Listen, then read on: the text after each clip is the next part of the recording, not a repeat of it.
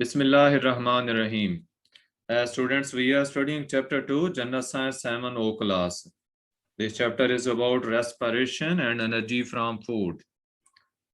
इस चैप्टर के अंदर हमने रेस्पिरेशन के बारे में पढ़ना था, जिसमें कि ब्रीदिंग और सेलुलर रेस्पिरेशन है, और एनर्जी फ्रॉम फूड मीन के जो रेस्पिरेशन का प्रोसेस है, जैसे कि हम लास्ट लेक्चर में डिस्कस कर चुके हैं कि सेल्स तक जब डाइजेस्टेड फूड जो है इसके कंपोनेंट्स भी पहुंच जाते हैं और ऑक्सीजन भी पहुंच जाती है, तो फिर ऑक्सीजन और फूड का आपस में रिएक्शन होता है, जिससे कार्बन डाइऑक्साइड प्रोड्यूस होती है, वाटर प्रोड्यूस होता है और एनर्जी रिलीज होती है।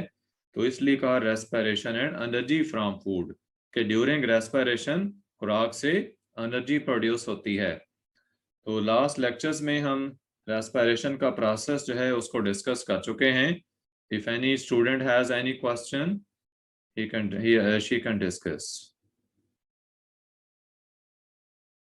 ये बेटा किसी का कोई क्वेश्चन है तो पूछें।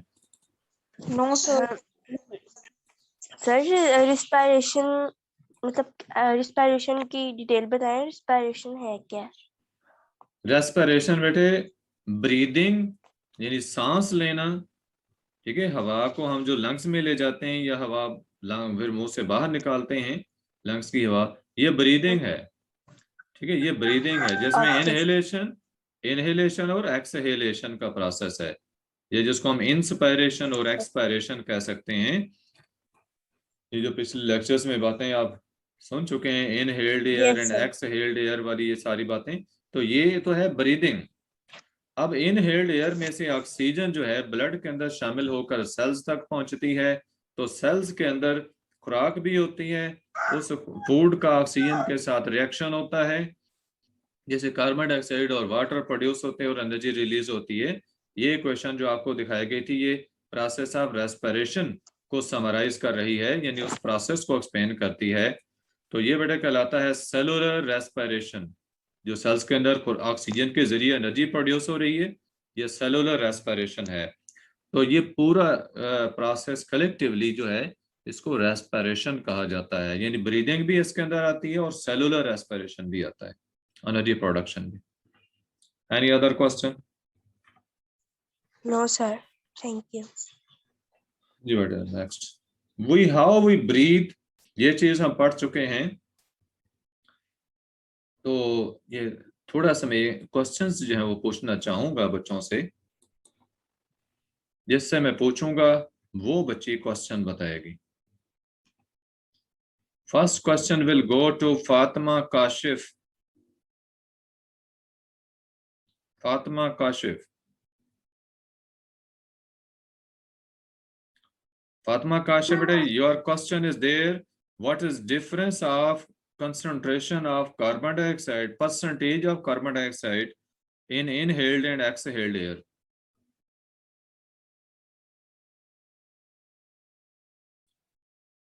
बेटे एक्सहेल्ड और इनहेल्ड एयर की कंपोजिशन के हवाले से बताना है आपने कि कार्बन डाइऑक्साइड का क्या डिफरेंस है, कार्बन डाइऑक्साइड की क्वांटिटी जो है इसका क्या डिफरेंस होता है इनहेल्ड और एक्सहेल्ड एयर में। अस्सलामुअलैकुम सर। वालेकुम सर जब हम इनहेल करते हैं, जब हम कार्बन डाइऑक्साइड को इनहेल करते हैं तो वो 4% होती है, और जब उसको एक्सहेल करते हैं तो वो 21% होती है। Am I right? No, you are not right. Iman Sharjeel, बेटे आप सुने, ईमान शर्जील। जब इनहेल करते हैं तो 0.03% होती है, और जब हम एक्सहेल करते हैं तो 4% होती है। Well done, it is the correct answer. Fatima Kasha बेटे, आपको पता चल गया? Yes sir. आपने जो आंसर बताया, अच्छा, ठीक है, कोई बात नहीं बेटा, ये लर्निंग है। यहाँ पे ये इस हेजिटेशन से मत खामोश रहें कि पता नहीं हमारा आंसर जो है वो सही होगा या गलत होगा। बेटे गलत होगा, अब गलत हुआ तो सही हो गया ना, अब आपको पता चल गया। ये तो लर्निंग है, ये कौन सा एग्जाम है। So never hesitate. तो जी सर, बेसिकली अनम्यूट नहीं हो रहा था, इसलिए मैं आपको जवाब नहीं दे पाई। ठीक है, कोई बात। तो इनहेल्ड एयर में कार्बन डाइऑक्साइड थोड़ी होती है 0.03%, जबकि एक्सहेल्ड एयर में कार्बन डाइऑक्साइड ज्यादा हो जाती है, दैट इज 4%। ये चीजें आपको यहाँ पे देखें, ये कंपोजिशन आप देख सकते हैं, यहाँ डिटेल से दी हुई थी। इसी तरह ऑक्सीजन का डिफरेंस देखें, जो इनहेल्ड एयर है उसमें ऑक्सीजन कितनी है? सर 0.03%। बेटे इनहेल्ड एयर में ऑक्सीजन सर 21%। 21%। और एक्सहेल्ड एयर में ऑक्सीजन कितनी है?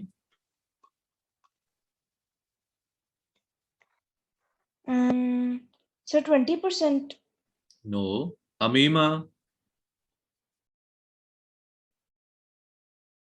Amima will answer this question. Sir 25%। No. देखिए ऑक्सीजन अंदर को प्रोड्यूस हुई थी कि ज्यादा हो गई है? 21% तो 4%। ली थी हमने। हाँ जी, कितनी? No. Excuse me, sir, can I tell? Yes. Sir जब हम इनहेल करते हैं कार्बन डाइऑक्साइड को तो वो 21% होती है, जब हम उसको एक्सहेल करते हैं तो वो 16% रह जाती है। बेटे आपने आंसर जो मेरा क्वेश्चन था उसका आंसर तो सही दिया, लेकिन बीच में कार्बन डाइऑक्साइड का लफ्ज बोल दिया। मैं ऑक्सीजन का पूछ रहा था, आपने ऑक्सीजन की बातें सही बताई हैं। ओह सॉरी सर, मैं गलती से कार्बन डाइऑक्साइड आप बोल गई। रिपीट कर दें, रिपीट कर दें।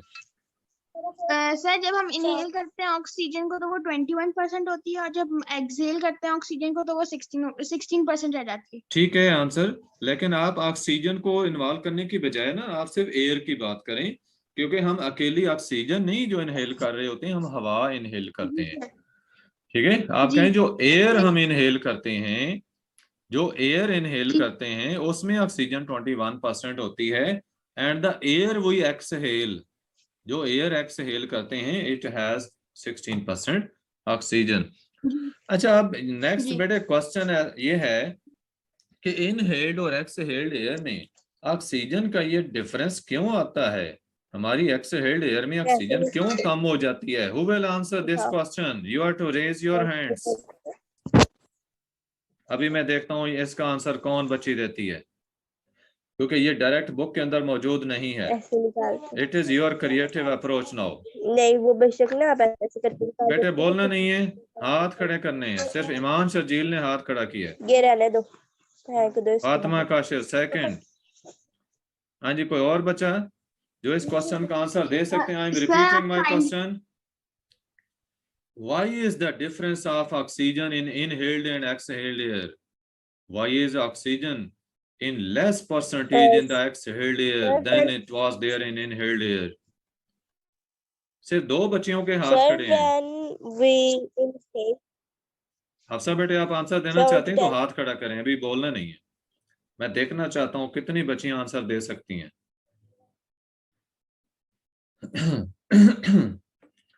4 students can answer this question. Okay, now I shall ask this question from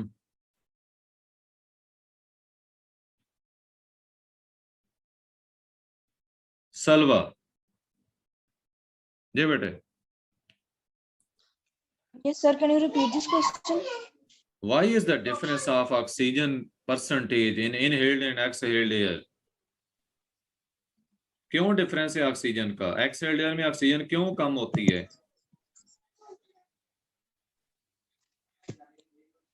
sir क्योंकि जब हम एयर इनहेल करते हैं तो जब कार्बन डाइऑक्साइड की अमाउंट ज्यादा होती है। क्यों ज्यादा हो जाती है? इनहेल्ड में ज्यादा होती है, एक्सहेल्ड में ज्यादा होती है कार्बन डाइऑक्साइड? एक्सहेल में सर, एक्सहेल में। एक्सहेल्ड में ज्यादा होती है। तो मैंने पूछा है कि ऑक्सीजन जो है ये एक्सहेल्ड एयर में कम क्यों हो जाती है? इमाम Sharjeel will answer this question. Okay sir.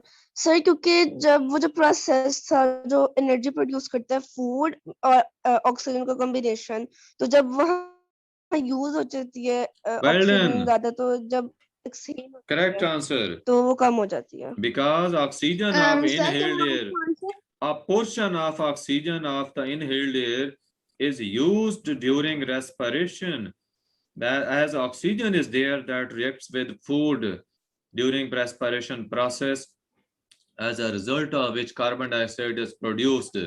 और कार्बन डाइऑक्साइड की क्वांटिटी क्यों बढ़ जाती है, तो उसका भी बेटे यहीं पे आंसर है कि कार्बन डाइऑक्साइड प्रोड्यूस होती है रेस्पिरेशन के प्रोसेस में, तो ये कार्बन डाइऑक्साइड इजाफी पैदा हुई है, लिहाजा ये ऐड हो जाएगी और ऑक्सीजन जो है वो यूज हो गई है, इसलिए ऑक्सीजन कम हो गई। बेटे सबको क्लियर है ये question? Yes, sir. Yes, sir. Okay बेटे, we move next. How we breathe. इसमें मैंने आपको बताया था कि इंटरकोस्टल मसल्स जो होते हैं हमारे रिब केज के और डायफ्राम जो at the bottom of rib cage या चेस्ट कैविटी होती है, तो इनके दोनों की इकट्ठी जो है वो वर्किंग से हमारे चेस्ट का जो साइज है, वॉल्यूम जो है वो कम या ज्यादा होता है, और अकॉर्डिंगली हमारे लंग्स जो हैं वो इनफ्लेट या डिफ्लेट होते हैं, जिनमें हवा भरती है ये बाहर निकलती है। यानी ब्रीदिंग के प्रोसेस में डायफ्राम और इंटरकोस्टल मसल्स रोल प्ले करते हैं।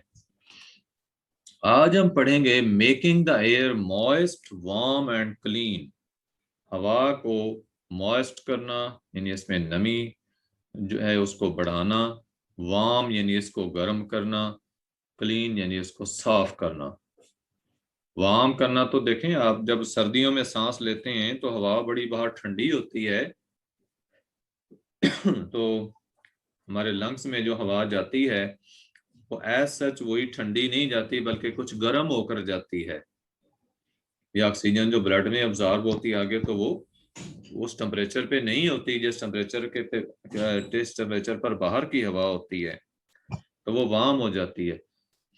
फिर क्लीन, कि उस हवा में अगर कोई डस्ट वगैरह होती है, इवन कोई जरासीम बैक्टीरिया वगैरह होते हैं, तो वो भी फिल्टर हो जाते हैं। तो ये कैसे प्रोसेसेस होते हैं, इनको हमने आज डिस्कस करना है। ये उन्होंने बताया यहाँ पे कि जो डायफ्राम का आपने देखा था, सर डायग्राम जो आपने पीछे देखी है, डायफ्राम और इंटरकोस्टल मसल्स का तो रोल जस्ट हमने जस्ट के वॉल्यूम को कंट्रोल करने में देखा। तो ये पिछली डायग्राम के हवाले से आपको बताया जा रहा है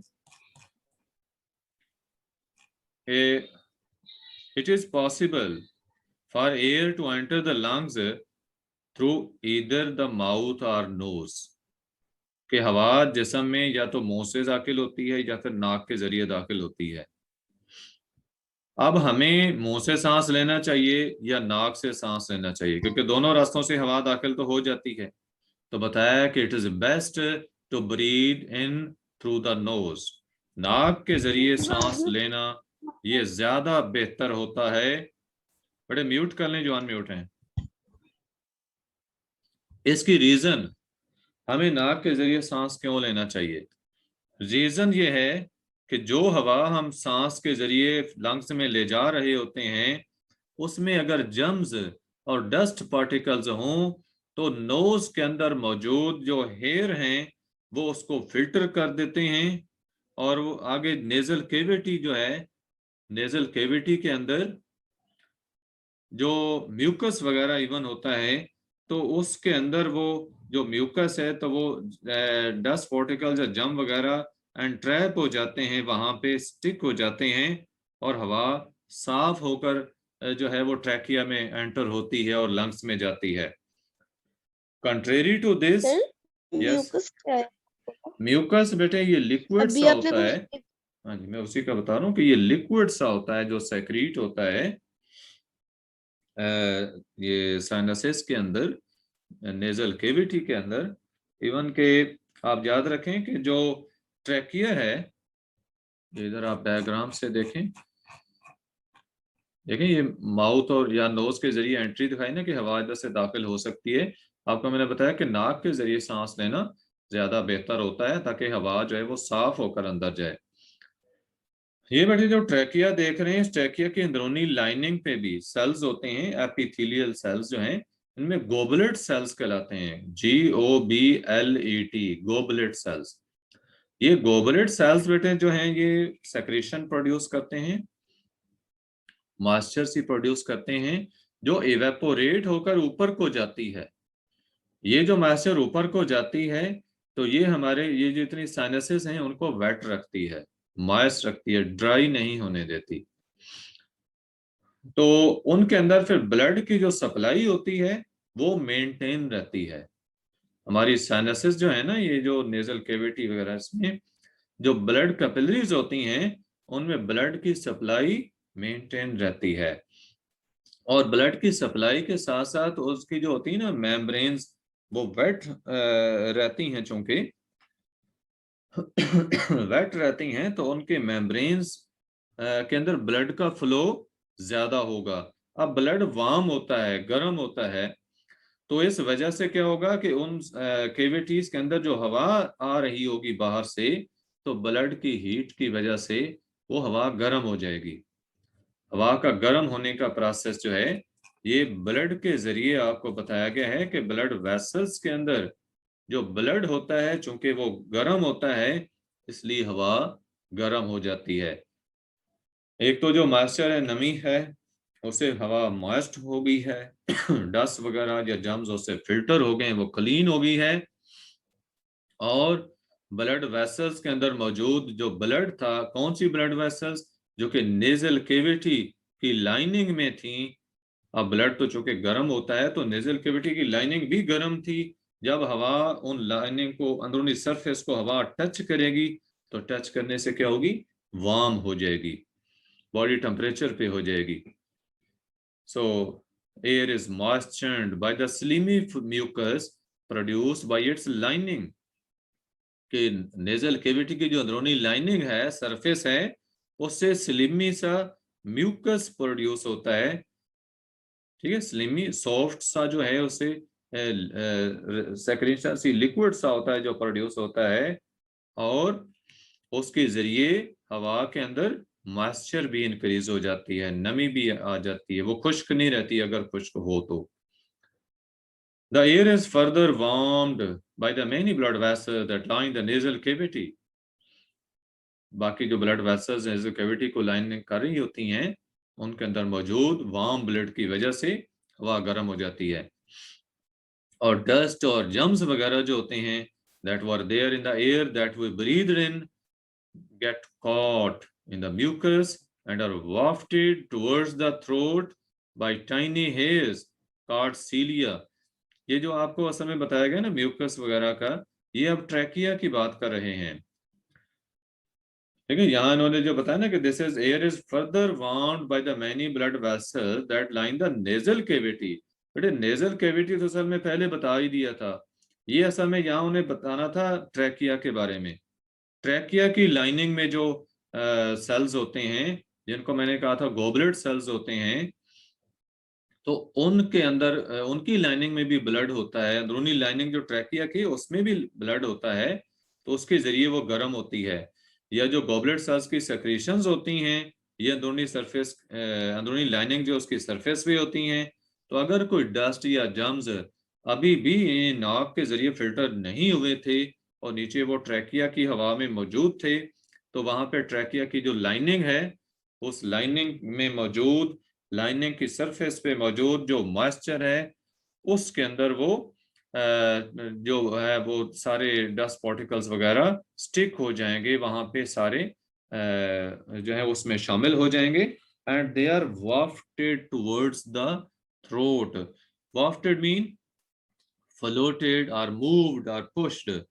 सीलिया से भी होता है ना, सीलिया लाइक स्ट्रक्चर, या कि बताया जैसा कि टाइनी हेयर्स जो कि सीलिया होते हैं, इन सीलिया के बेटे मूवमेंट ऐसे होती है कि वो जो सेक्रेशंस होती हैं ना, along with the germs and dust now mixed with it, वो सेक्रेशन ऊपर को जो है इट इज wafted और इट इज मूव्ड, ऊपर को पुश कर दी जाती है गले की तरफ। that protects the nasal passages and other parts of respiratory tract। ये जो म्यूकस होता है, ये हो गया, या जो टाइनी हेयर्स होते हैं, तो ये हेयर्स क्या कर रहे हैं, या लिक्विड क्या कर रहा है, वो म्यूकस प्रोटेक्ट कर रहे हैं नेजल पैसेजेस को और अदर पार्ट्स रेस्पिरेटरी ट्रैक्ट के जो हैं। किससे प्रोटेक्ट कर रहे हैं, जर्म्स वगैरह से प्रोटेक्ट कर रहे हैं और डस्ट से प्रोटेक्ट कर रहे हैं, कि उनको आगे नहीं जाने दे रहे, उनको पीछे को भेज रहे हैं।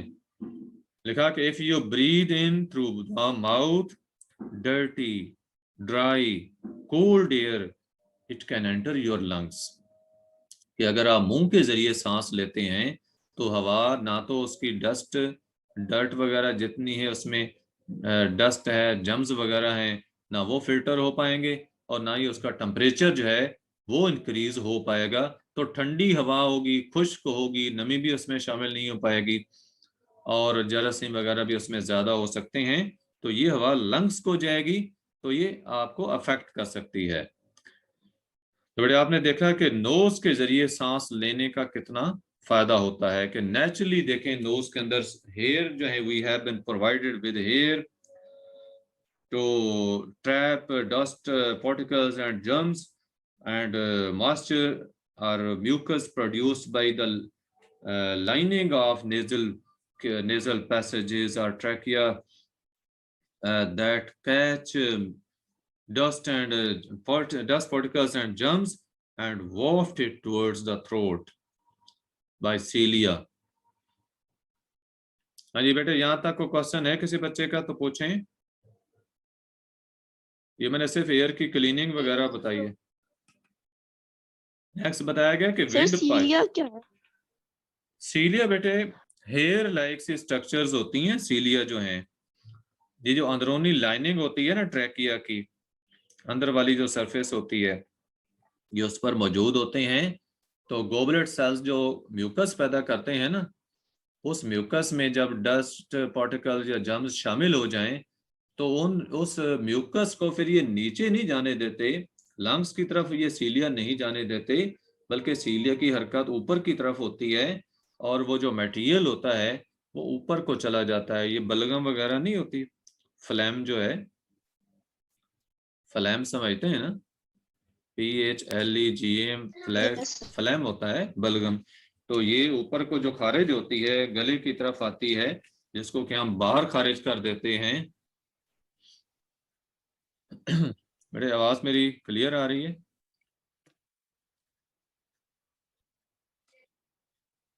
आवाज क्लियर है सबको? जी सर। Okay okay. तो वो मटेरियल जब ऊपर को आता है तो उसको हम बाहर खारिज कर देते हैं। बताया कि विंड पाइप या ट्रैकिया और ब्रोंकाई, आगे ब्रोंक्यूल्स जो हैं, they are all lined with cells. सबकी लाइनिंग में सेल्स होते हैं, जिनको मैंने गोबलेट सेल्स का नाम दिया। तो वो क्या करते हैं, दे प्रोड्यूस म्यूकस, वो म्यूकस पैदा करते हैं, लिक्विड सी सेक्रेशन प्रोड्यूस करते हैं। और उसका फायदा क्या होता है, this mucus moistures the air as it is breathed in. हवा जब अंदर हम ले जाते हैं, सांस के जरिए अंदर लेते हैं, तो उसमें मॉइस्चर आ जाती है, वो ड्राई नहीं रहती। और जो ब्लड वेसल्स होती हैं around the wind pipe, bronchi and bronchioles, in blood vessel में चूंकि वार्म ब्लड होता है, तो इस वार्म ब्लड की वजह से एयर जो है वो भी वार्म हो जाती है। So your voice is not clear. जी बेटा क्या बताएं? So your voice is not clear. Voice not clear, it I think it is not clear to you, to others, what about others? Sir ये थोड़ा सा और समझा दें, समझ नहीं आया। ओके, मेरी आवाज क्लियर है, ये बताएं पहले। जी सर, जी सर बिल्कुल क्लियर आ रही है। बेटे जी अगर सर क्लियर मेरी आ बात रही है। सुने, अगर किसी एक बच्चे को भी आवाज क्लियर आ रही है तो इट मीन्स कि मेरी आवाज क्लियर है। क्योंकि अगर मेरी तरफ से इंटरनेट का प्रॉब्लम हो तो किसी एक बच्चे को भी क्लियर आवाज नहीं सुनाई दे सकती। और अगर बीच में तो एक दफा आया था, मैं बताता हूँ, सिर्फ एक दफा प्रॉब्लम आई थी जिस वक्त मैंने आपसे पूछा था, क्योंकि उस वक्त मैंने कोई बात नहीं की थी जब तक वो रिकवर नहीं हुआ प्रॉब्लम। कोई नेट का ना मैसेज आ जाता है, तो उस वक्त मैं फिर और कोई बात नहीं करता, वेट करता हूँ उसका। अच्छा बेटे, इसमें मैंने आपको ये बताया है कि विंड पाइप यानी ट्रैकिया, इसको थोड़ा सा और ब्रीफली एक्सप्लेन कर दें। इसी को करने लगा हूँ। विंड पाइप यानी ट्रैकिया, ब्रोंकाई जो कि ट्रैकिया से आगे नालियां बनती हैं, ये मैं आपको इधर दिखा देता हूँ। ये देखें, ये ट्रैकिया, ये वाली नाली, उसके बाद ये ब्रोंकाई हैं जो लंग्स में जा रही हैं, फिर ब्रोंकाई से आगे ये ब्रोंक्यूल्स बनती हैं। ठीक है, डायग्राम शेयर की हुई है, डायग्राम शेयर की हुई है। हाँ जी, डायग्राम शेयर की हुई है, देखें। ये ट्रैकिया, उसके बाद शो नहीं हो रहा। ये ब्रोंकाई। बेटे आपका नेट का इशू है, फिर आपको नहीं हो रही शो, तो आप लेक्चर में बाद में देख लेना यूट्यूब पे इसको। देखें ये ट्रैकिया, उसके बाद ये ब्रोंकाई हैं, और आगे वो ब्रोंकियोल्स। इन सब की अंदरूनी लाइनिंग में बताया गया कि सेल्स होते हैं जो म्यूकस पैदा करते हैं, और इनकी अंदरूनी लाइनिंग में ब्लड वेसल्स होती हैं जिनमें ब्लड जो है वो वार्म ब्लड होता है। और इसके जरिए क्या होता है कि जो हवा इन नालियों में आती है वो एक तो साफ, उसमें नमी आ जाती है मॉइस्चर की वजह से, और दूसरा वो गर्म हो जाती है, वार्म हो जाती है। ये मैंने 2 बातें बताई। सर ये हाँ जो जी। ब्लू कलर की सी शेप बोन सी है वो उसको क्या कहते हैं? ये बेटे सी शेप्ड कार्टिलेजेस होते हैं। ये सी शेप्ड रिंग्स जो है ना बने हुए, सी शेप रिंग होते हैं, ये कार्टिलेज के बने हुए होते हैं। और इनका काम होता है कि इस ट्रैकिया को ओपन रखना, इसको कोलैप्स ना होने देना, ताकि हवा आती जाती रहे। सर क्या है वो हमारी बॉडी में क्या रोल करता है? ट्रैकिया बेटे इसको विंड पाइप भी कहते हैं। हम मुंह के जरिए या नाक के जरिए जो हवा लेते हैं, सांस लेते हैं, ये इसी ट्रैकिया के रास्ते ही लंग्स में पहुंचता है। और इसी ट्रैकिया की अपर साइड पे यहाँ पे ये लेरिंग्स होता है, इसे वॉइस बॉक्स या साउंड बॉक्स कहते हैं। तो इसके अंदर वोकल कार्ड्स होते हैं, जिनके ऊपर से जब हवा पास होती है तो आवाज पैदा होती है। हाँ जी, और क्वेश्चन कोई? No sir. अच्छा, नेक्स्ट बेटे हम देखते हैं,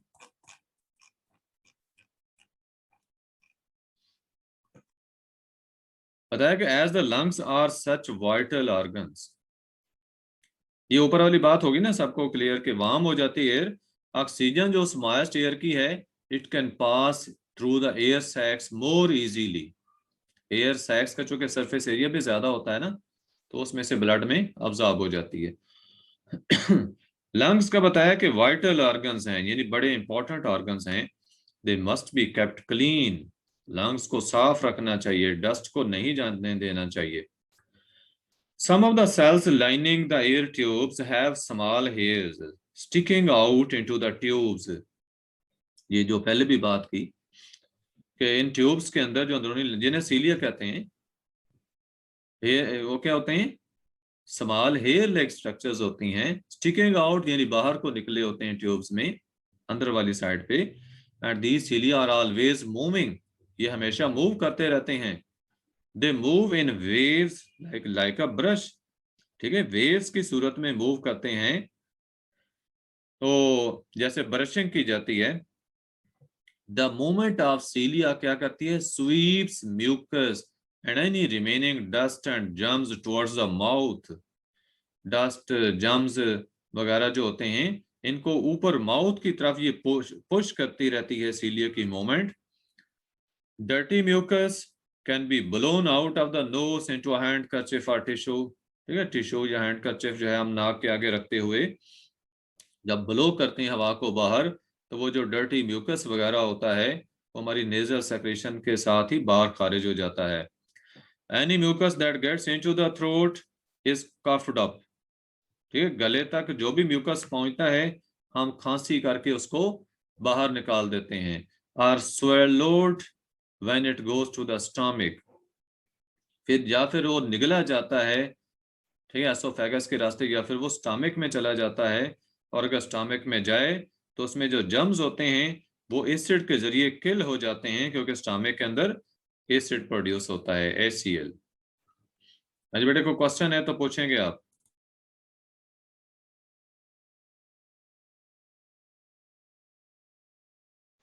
नो सर। बेटे मैं आपकी अटेंडेंस मार्क कर रहा हूँ, इस दौरान आप क्वेश्चन पूछ सकते हैं।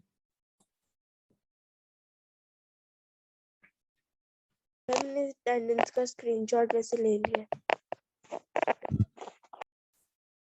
अटेंडेंस का ले लिया, अच्छी बात है। इस वक्त सिर्फ 10 स्टूडेंट्स हैं क्लास में, आज थोड़े बच्चे। एक्सक्यूज मी सर, हाँ जी, सर आपने कहा हमें अपने लंग्स क्लीन रखने चाहिए, तो एक- हमें क्या पता कि हमारे लंग्स कब क्लीन नहीं है और कब क्लीन है।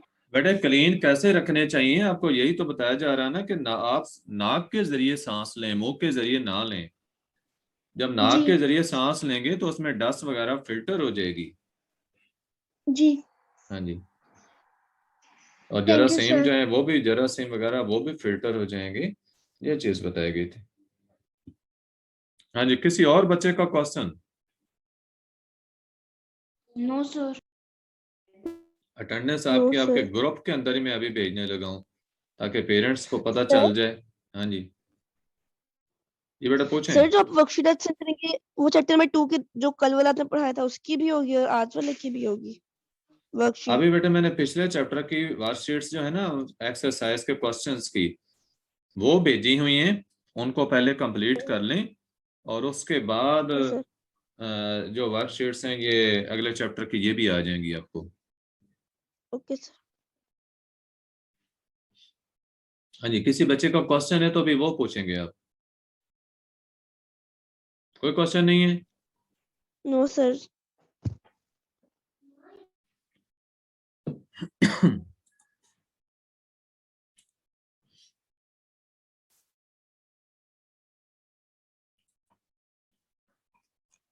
अच्छा, नेक्स्ट जो है diseases of the respiratory system है। इसके बाद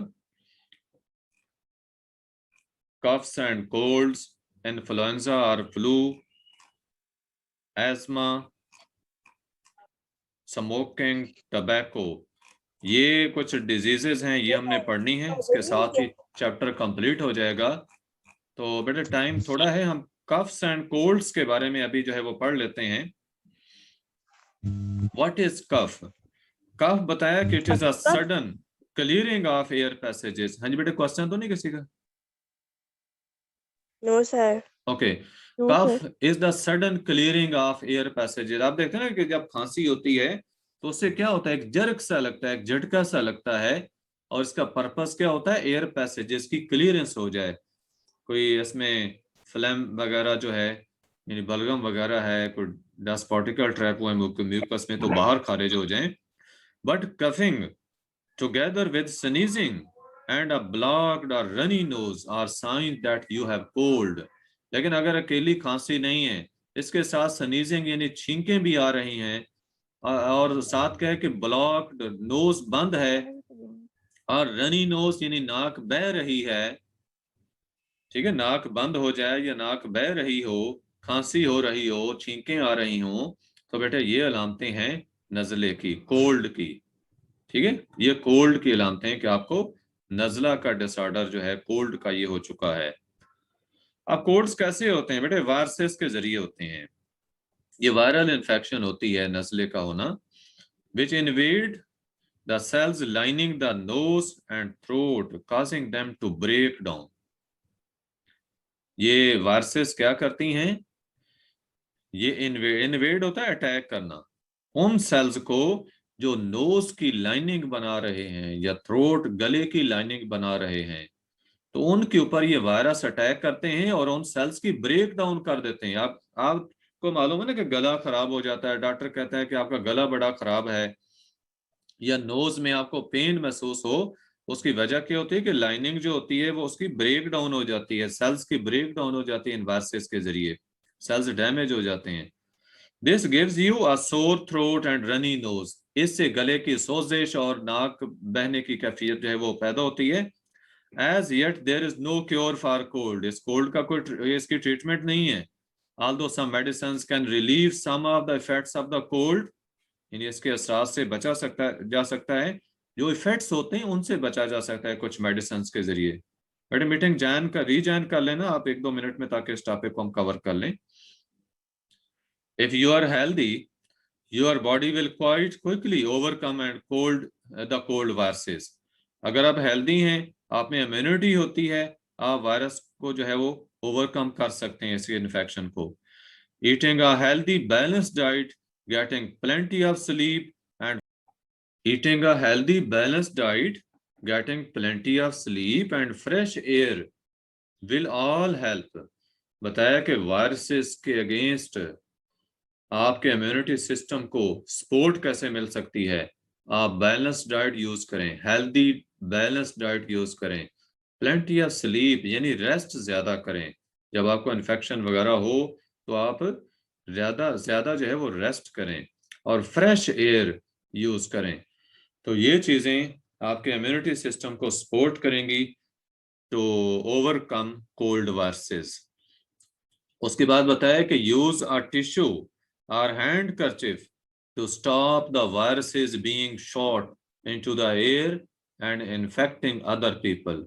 कि जब आप स्नीजिंग करते हैं या कफिंग करते हैं तो ओपन एयर में ना करें, बल्कि टिश्यू मुंह के आगे रखें, नाक के आगे, मुंह और नाक के आगे क्या टिश्यू रखें, या हैंड कर्चिफ जो है, जो ये रुमाल होता है पॉकेट में रखने वाला, तो ये आगे रखें ताकि वायरसेस जो हैं आपके उसमें सेक्रीशन जो बाहर गिरती हैं, हवा में ड्रॉपलेट से गिरते हैं, उनके जरिए वायरसेस हवा में शामिल ना हों। जब हवा में वो चले जाएंगे तो वहाँ जो सराउंडिंग पीपल उस हवा में सांस लेंगे तो वो भी इन्फेक्ट हो जाएंगे।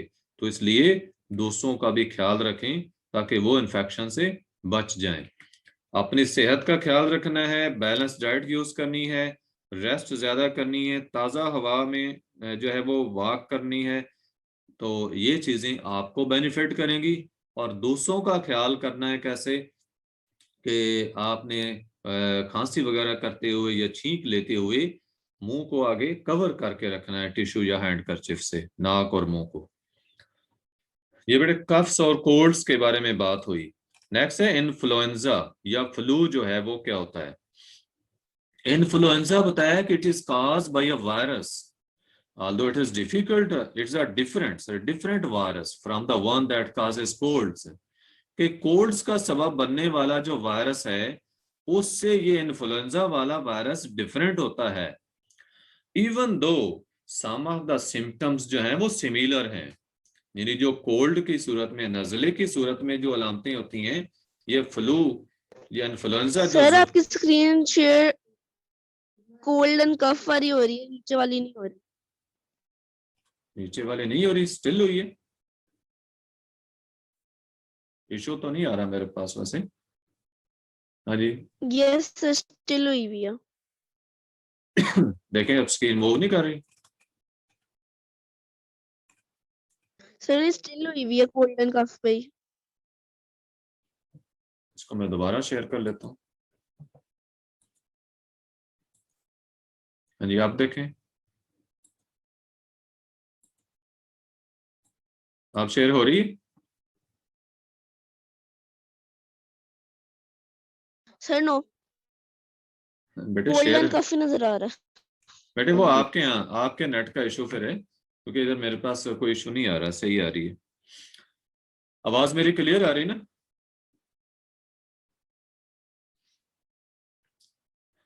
बताया कि इन्फ्लुएंजा जो है ये भी, यस सर कभी कभी अटकती है।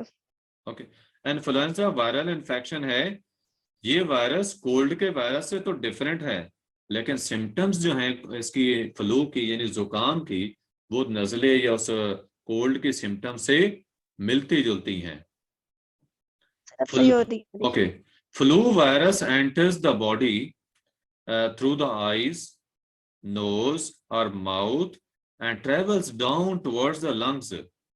फ्लू वायरस का बताया कि इसकी एंट्री कैसे होती है। हाँ जी बेटा, फ्लू वायरस का बताया गया कि बॉडी में इसकी एंट्री होती है आइज के जरिए, नोज के जरिए या माउथ के जरिए, और उसके बाद ये लंग्स की तरफ ट्रेवल करके जाता है। Once the virus is in the windpipe, bronchi and bronchioles, it keeps on multiplying। कि जिस दौरान वायरस विंड पाइप में होता है, ब्रोंकाई में या ब्रोंक्यूल्स में होता है, तो ये मल्टीप्लाई होता जाता है, मीन्स कि ये तादाद अपनी बढ़ाता जाता है, इसकी रिप्रोडक्शन होती जाती है। द फर्स्ट सिम्टम्स जो हैं, जो पहली अलामतें जुकाम की होती हैं, वो हैं रनी नोज, नाक का बहना, सोर थ्रोट, गले की सोजिश, गले में आपको दर्द महसूस होगा, क्योंकि जो सरफेस होती है ना, लाइनिंग होती है थ्रोट की, वो रॉ सी हो जाती है, इन्फ्लेमेशन सी हो जाती है उसकी, तो सोर थ्रोट होगा उससे, एंड कफ यानी खांसी भी होती है। As the body tries to overcome the virus, it releases substances to try to fight it. अब जिस्म ने उस वायरस को खत्म करना है, तो इस पर्पस के लिए क्या होगा, कुछ सब्सटेंसेस पैदा होंगे, कुछ सेक्रीशंस पैदा होंगी, और उस वायरस को जिस्म से खारिज भी किया जाएगा, और जो एंटीबॉडीज कुछ सब्सटेंसेस हैं ये पैदा होते हैं, इनके जरिए उस वायरस को खत्म भी किया जाता है। These cause problems elsewhere in body.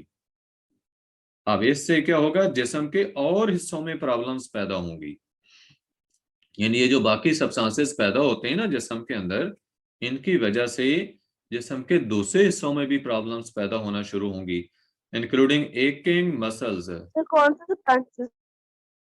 Antibodies, कौन सा substance? Antibodies, okay sir. Muscles की एकिंग, ये वर्ड होता है एक, इसको एचिंग बोल देते हैं, एचिंग वर्ड नहीं, एकिंग होता है। एकिंग मसल्स, मसल्स के अंदर दर्द पैदा होना, हेडेक्स यानी दर्द, सर दर्द हो गया, फीवर है यानी बुखार वगैरह, एंड वीकनेस, और कमजोरी महसूस होती है बॉडी के अंदर। As with colds there are medicines to relieve the symptoms of influenza but no real cure. कि बताया जिस तरह कोल्ड्स की सूरत में मेडिसिन डॉक्टर्स जो है वो इस्तेमाल करवाते हैं, वो वायरस को तो खत्म नहीं करते, लेकिन क्या करते हैं, जो अदर सिम्टम्स हो रही होती हैं ना, जैसे खांसी ज्यादा हो रही है, या आपको टेम्परेचर हो रहा है, गला जो है दर्द कर रहा है, तो ये सिम्टम्स जो हैं इनसे आपको आराम मिल सकता है। ठीक है, such symptoms can be relieved. There are vaccines that can be injected to try to protect people against influenza. कि कुछ वैक्सीन्स जो हैं वो ऐसी हैं कि जो लोगों को लगाई जा सकती हैं इन्फ्लुएंजा से बचाने के लिए। But the problem is that the virus keeps changing. हाँ जी, प्रॉब्लम ये होता है कि वायरस के अंदर चेंजेस आती रहती हैं, इसमें म्यूटेशंस के जरिए जो है वो म्यूटेंट वायरसेस पैदा होती रहती हैं। जैसा आपने देखा कोरोना वायरस था, फिर उसका म्यूटेंट जो है वो प्रोड्यूस हो गया, यानी उसमें म्यूटेशन से उसकी और जो है वो वैरायटीज प्रोड्यूस हो गई। तो बताया कि वैक्सीन्स काम तो करती हैं, लेकिन जब वायरस चेंज हो जाती है तो फिर पहली वैक्सीन जो है उस नई वायरस के ऊपर कोई असर नहीं करती, उसके लिए नई वैक्सीन बनानी पड़ती है। And it is possible to produce vaccines, it is impossible to produce vaccines quickly enough to fight each new form of virus. कि वायरस के अंदर जब चेंजेस आ जाएं, म्यूटेंट वायरसेस प्रोड्यूस होना शुरू हो जाएं, तो फौरन ही नई वायरस के लिए वैक्सीन बनाना ये इतना जो है वो स्पीडी प्रोसेस नहीं होता।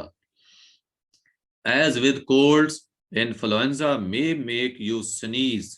सिम्टम्स बताएं कि जैसा कोल्ड्स में आपको छींकें आती हैं, इसी तरह इन्फ्लुएंजा यानी जुकाम में भी आपको छींकें आ सकती हैं। It is your body's way of trying to get rid of the viruses that made you ill. ये बॉडी का एक नेचुरल सिस्टम होता है छींक का आना, जिसका पर्पस होता है कि वो वायरसेस जिनकी वजह से आप बीमार हैं उनको जिस्म से खारिज किया जाए। आपने देखा होगा, एक्सपीरियंस होगा आपका इस चीज का, कि जब छींक आती है तो उसके बाद आप नेजल सेक्रेशन जो है बड़ी इजीली कर सकते हैं, नेजल सेक्रेशन बड़ी इजी हो जाती है। तो वो नेजल सेक्रेशन इजी कैसी हुई, इस स्नीजिंग के प्रोसेस में जो वैसे जितनी साइनसेस थी, एयर पैसेजेस थी, उन सब के अंदर मूवमेंट सी आई है, मस्कुलर सी कंट्रैक्शंस उन सब के अंदर आई हैं, और सीलिया के एक्शन की वजह से जो फ्लूइड है वो ऊपर को मूव करना शुरू कर देता है, उसके फ्लो में तेजी आ जाती है, तो उसमें जो वायरसेस वगैरह हैं वो बाहर खारिज हो जाते हैं। But the average sneeze will spread over 1 lakh viruses up to 2 meters. बताया कि तकरीबन एवरेज स्नीज, यानी कि स्नीज देखो ना, छींक कोई कम भी होती है, कोई ज्यादा जोर से ली जाती है, तो छींक के दौरान तकरीबन एक छींक के दौरान जो है आपके सराउंडिंग में 10 मीटर के एरिया में 1,00,000 वायरसेस स्प्रेड हो जाती हैं अगर आप मुंह के आगे या नाक के आगे कपड़ा वगैरह ना रखें। तो वो हवा सारी पोल्यूटेड हो जाती है, वहां जितने लोग होते हैं वो सारे इन्फेक्ट हो सकते हैं। तो इसीलिए आपको प्रिकॉशन का बताया गया पहले कि छींक लेते हुए या खांसी करते हुए आगे कपड़ा रखें या टिश्यू रखें। Therefore, always use a tissue or handkerchief so that you do not infect everyone around you. आपके आसपास कोई और आदमी इन्फेक्ट ना हो सके, दूसरों के बचाव की खातिर आप जो है मुंह को या नाक को कवर करके रखें छींक लेते हुए या खांसी करते। Up to here, our today's lesson was there. Now, next about asthma and about smoking tobacco. Smoking tobacco and asthma. We shall discuss in next lesson, and in next lesson we shall also discuss question answers of this chapter and basic facts. So next lesson will be our last lesson. कोई question है तो आप पूछ सकते हैं। No, sir. There is no question. Okay बेटा, अल्लाह हाफिज। Allah Hafiz, sir.